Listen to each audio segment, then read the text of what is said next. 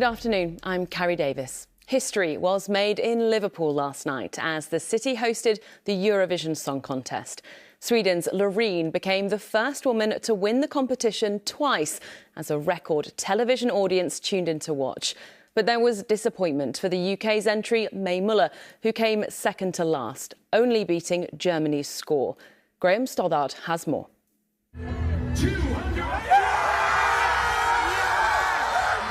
After months of build-up, the ecstatic release.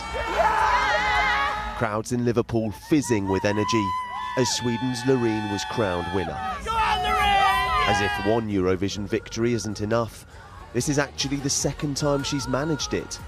11 years on from first taking the crown, her song Tattoo earning her a place in the competition's history books. Only the second person ever to do it, and the first woman, she was very nearly rendered speechless. You know, right now everything feels surreal. Like I can't really, I'm seriously overwhelmed. So you have to ask me that question tomorrow, darling. She saw off stiff competition from the likes of Finland, who won the hearts of the voting public. We have a winner! It's Loreen. It's Loreen. But it was the national juries that nudged Loreen to the top. The show was opened by last year's Ukrainian winner Kalish Orchestra, joining them a royal special guest, a piano segment by the Princess of Wales. However, it wasn't the host country's night, the UK's May Muller ending second from bottom. But it was Liverpool's time to shine.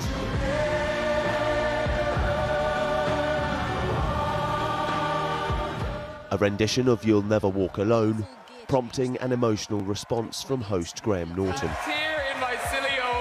It was an especially emotional night for the Ukrainian entry. The country's foreign ministry confirmed the performer's hometown was hit by Russian missiles minutes before they were on stage. For fans, it was, as ever, an evening they'll never forget. I'm so happy! It's amazing! Fantastic evening! Whole day! Sweden's victory means Eurovision 2024 will be held there. 50 years on from ABBA's historic win with Waterloo in 1974, it should make quite the party. Graham Stothard, ITV News. The leader of the largest nurses' union is urging the government to restart pay negotiations. The government has offered a 5% increase, but this has been rejected. The RCN says the deal needs to start off in double digits. But this morning, the Energy Secretary, Grant Shapps, said they had already offered a great settlement. I think it's absolutely extraordinary that Pat Callum's now come back and said, no, actually, second thoughts, don't accept that. I mean, we had a settlement, we have a deal, and that's what we need to get on with, to get that £5,000 into hard-working nurses' pockets this year.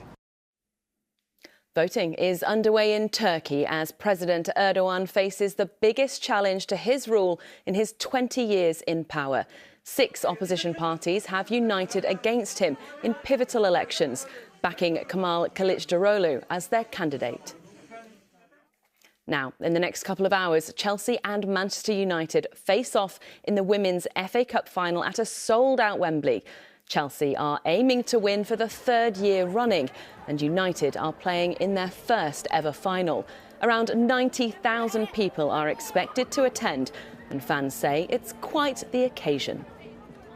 The amount of young girls are interested in playing football. We get so many girls interested now, and it's just great to see. It's not just a man's game, it's definitely a women's game as well. And it just proves, today just proves it. I think it's more that people have more respect for the women's game, and it's just becoming much bigger in the UK, and it just needs to get that, wide variety of fan base. Finally, thousands of runners have taken to the streets in Leeds this morning in the first ever Rob Burrows Marathon. The charity event is being held in honour of the rugby league player who has motor neurone disease. Mr Burrows is being pushed along the 26-mile route by fellow teammate Kevin Sinfield. That's all we have time for this lunchtime. ITV News is back at 6:10. Have a lovely Sunday.